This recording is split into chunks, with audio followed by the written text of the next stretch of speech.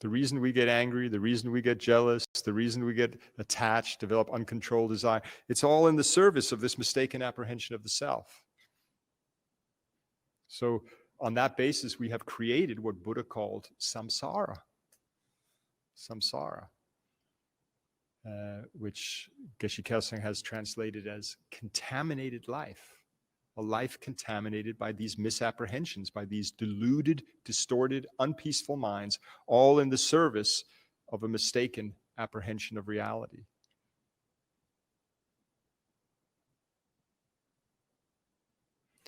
So that's why what we want to go for refuge in is reality. Those minds that will take us to reality. And that's Buddha's teachings. That's Dharma. You know, you can actually translate Dharma as truth. Yeah, we're going for refuge to the truth. And that's why meditation is a crucial aspect of that.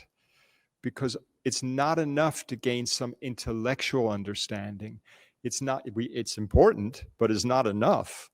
It's not enough to just talk the Dharma. Also very important, wonderful, but not enough.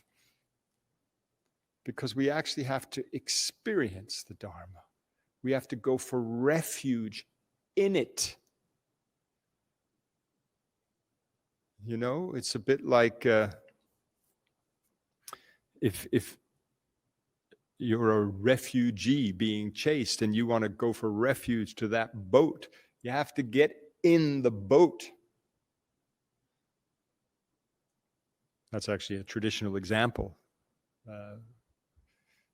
Traditionally, the three jewels are described as, you know, we're like the person drowning and then a boat comes along. So you're drowning and a boat comes along. The boat represents the Dharma.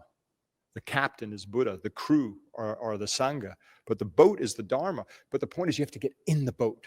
You have to go for refuge in the boat. And the boat is just not the teachings, it's the experience of the teachings.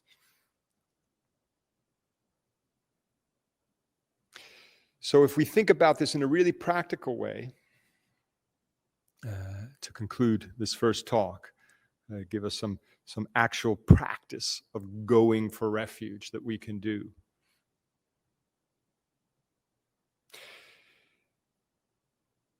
Essentially, what we'll learn through training in Dharma is that whenever you're experiencing any kind of unhappiness, whenever you're experiencing any kind of unhappiness, whether it be frustration or disappointment or you know, whether you're with others or whether you're on your own, you can know for sure that the unhappiness finally is not coming from the external conditions. And that doesn't mean that we don't need to work to change external conditions. Of course, we want to improve external conditions for others. We all need to eat. We all need to have connections with others and so forth.